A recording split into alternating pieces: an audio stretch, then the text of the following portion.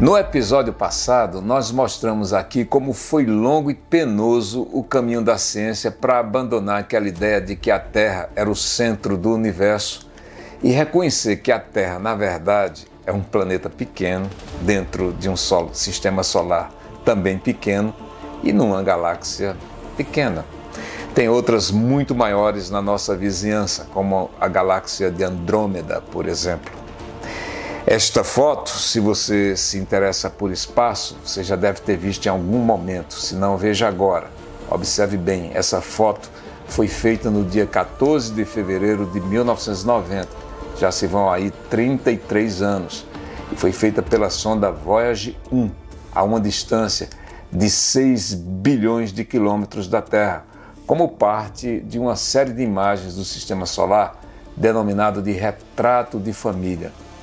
Na verdade, essa foto é resultado da insistência do astrônomo Carl Sagan, já falecido. Ele convenceu os operadores da Voyager a mirar a Terra, tarefa que não é tão simples assim naquela distância. É como procurar agulha no palheiro. E o que você vê aí? Quase nada, o espaço escuro. Mas bem ali, na seta, está a Terra, o nosso torrãozinho de rocha, como que iluminado por um raio de sol captado pelas lentes da Voyager. E é exatamente isso. É uma foto icônica, eu lembro muito bem dela, ficou conhecida como Pale Blue Dot, ou Pálido Ponto Azul. Em 1968, outra foto, feita pela Apollo 8, tirada pelo astronauta William Anders, mostra o nascer da Terra visto da Lua. Veja bem, a Terra aparece parcialmente na sombra, uma meia-terra, vendo-se em primeiro plano a superfície lunar ao jeito de um nascer da Terra. Também me recordo com precisão dessa foto que talvez tenha despertado todo esse sentimento de preservação diante da constatação da fragilidade da nossa casa na imensidão do universo.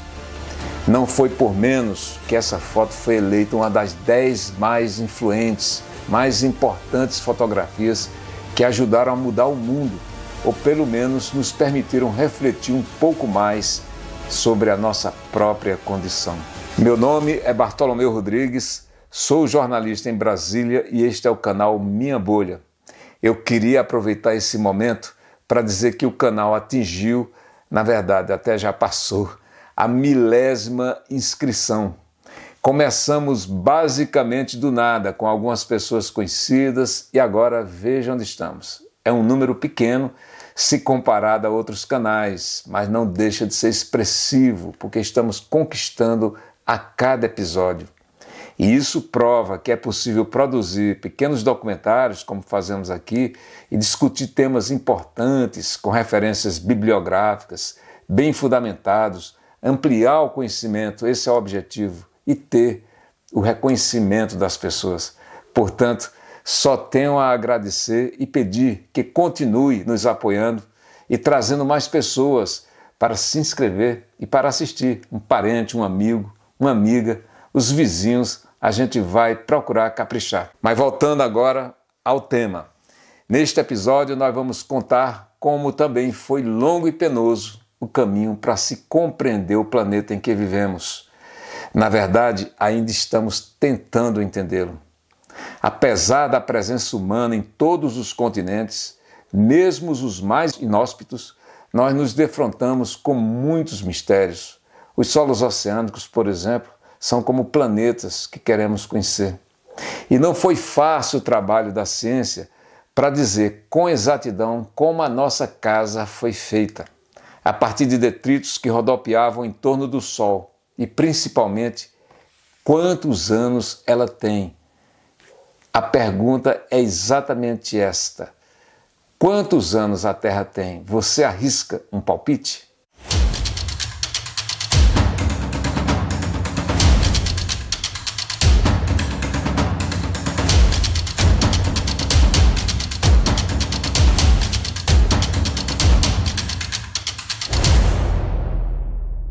Ali pelo século XVII, alguns anos antes de Charles Darwin anunciar a origem das espécies, o respeitável arcebispo de Armagh, o equivalente ao primaz de toda a Irlanda, James Ussher, decretou, abre aspas, o céu e a terra foram criados juntos, no mesmo instante, no dia 23 de outubro do ano de 4004 a.C., às 9 horas da manhã, fecha aspas.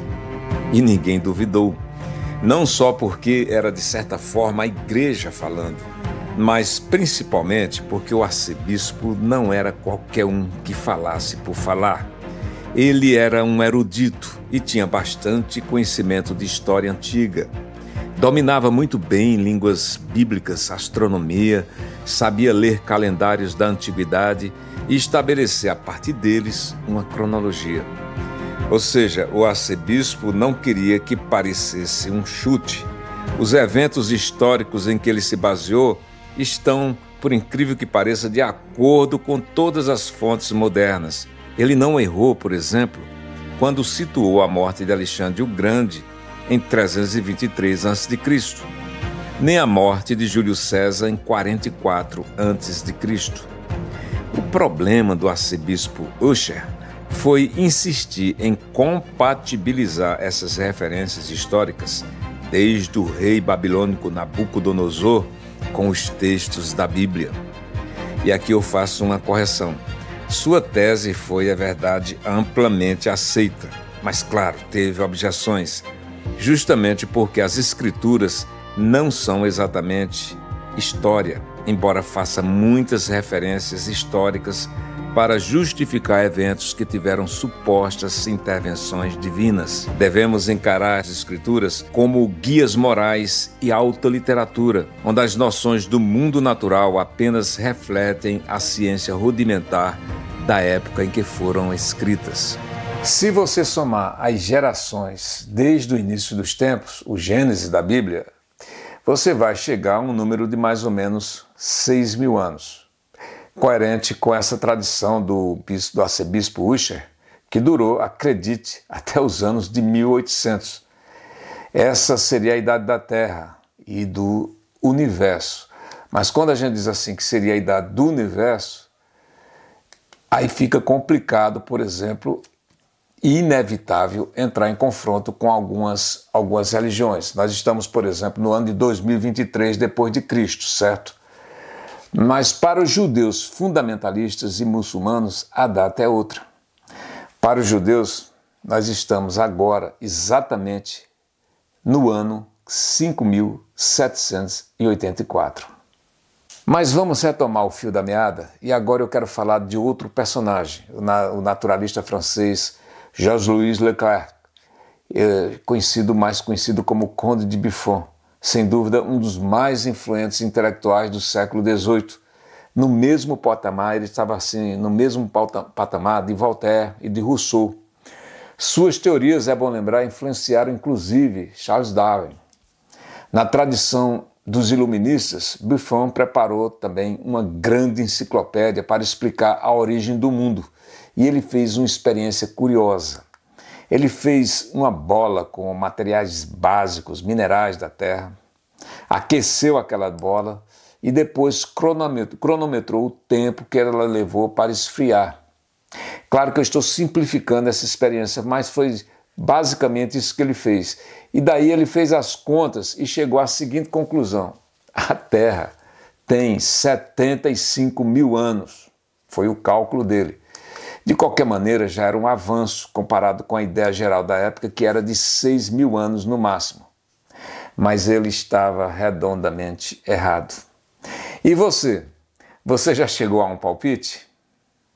Então, em 1795, entra em cena um escocês, James Hutton, médico naturalista, fazendeiro e um grande observador. E vejam só como ele começou. Junto com um amigo, Hutton desenvolveu um processo barato e lucrativo para fabricar sal amoníaco. Ganhou muito dinheiro com isso, comprou uma fazenda e passou a fazer pesquisas sobre erosão. Daí ele observou as rochas, os canais, os leitos dos rios e chegou a algumas conclusões importantes. Conclusões essas que foram publicadas no famoso livro A Teoria da Terra. Um grande avanço na compreensão da complexidade do planeta.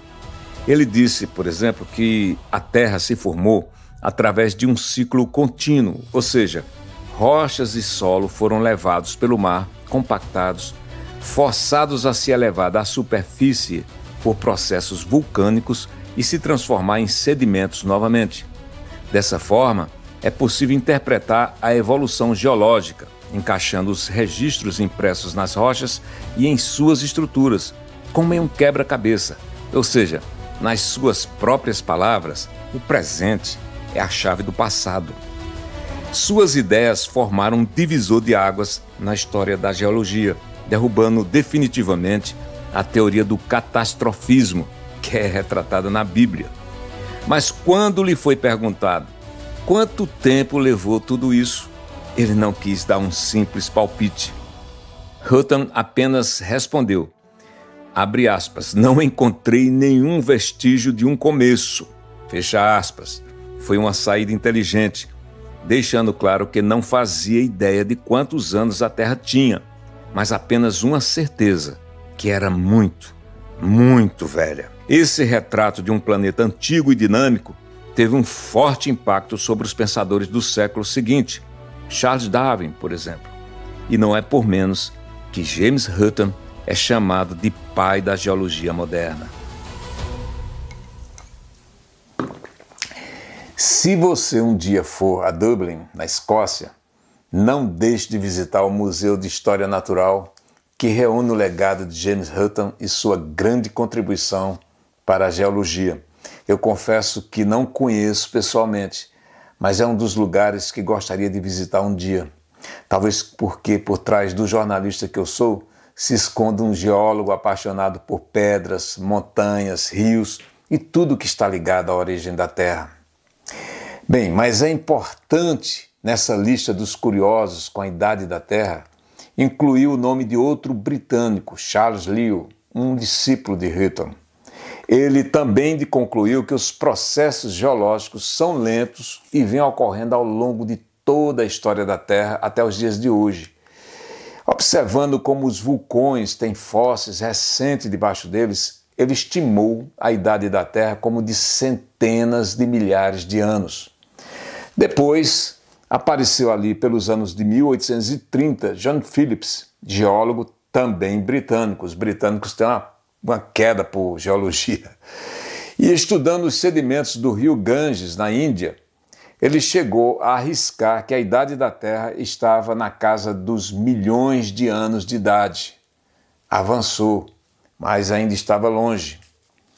Então surge o Lord Kelvin, cujo nome é William Thomson, irlandês.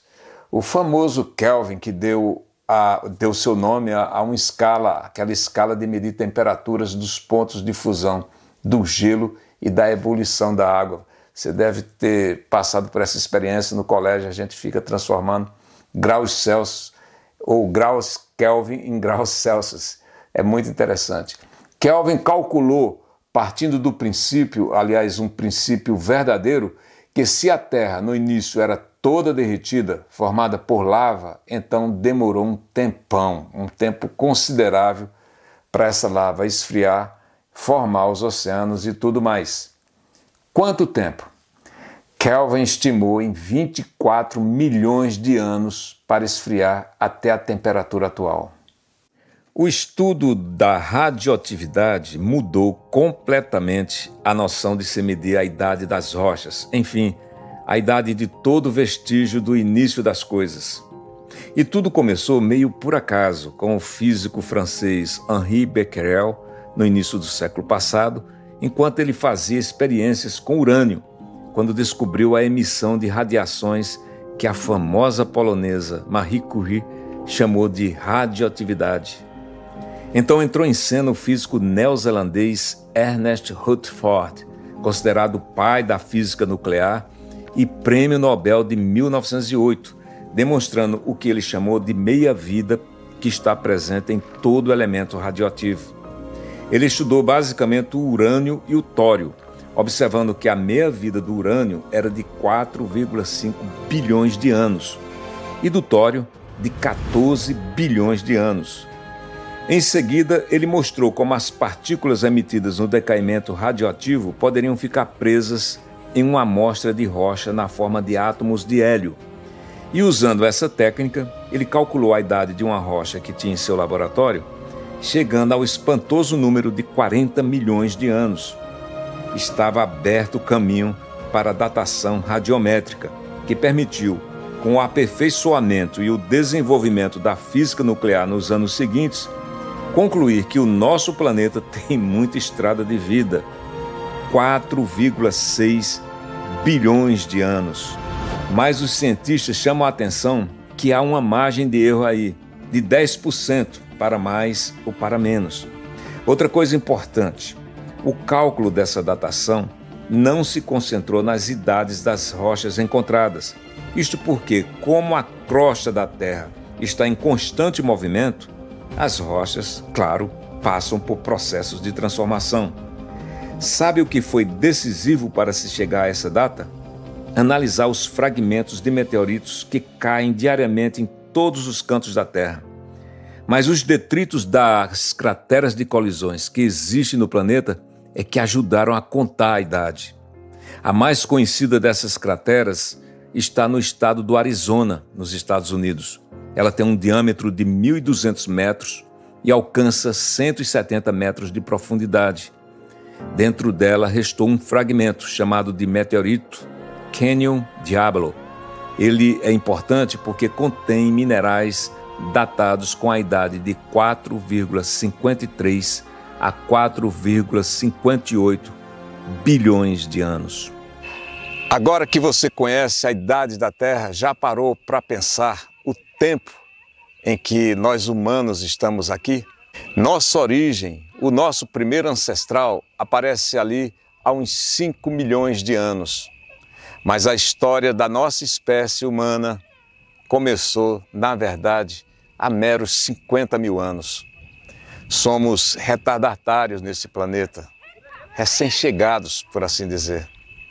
Essa comparação já é conhecida, mas vale a pena a gente repetir aqui. Se a gente comprimir toda a história da Terra, desde o início, se a gente comprimir em 24 horas, em um dia, nós chegamos, a nossa espécie humana chegou às 23 horas, 59 minutos e 57 segundos. Ou seja, nós estamos aqui há apenas 3 segundos. Não temos, é verdade, nenhuma responsabilidade com os bilhões de anos que já se passaram da Terra. Mas observando esse lago aqui à minha volta, um lago que não era para existir, não era para estar aqui, ele foi construído há meros 60 anos de idade para embelezar a cidade e dar mais qualidade de vida à nova capital do Brasil. Aí sim, eu digo que a partir de agora, nós temos sim uma enorme responsabilidade com o futuro deste planeta.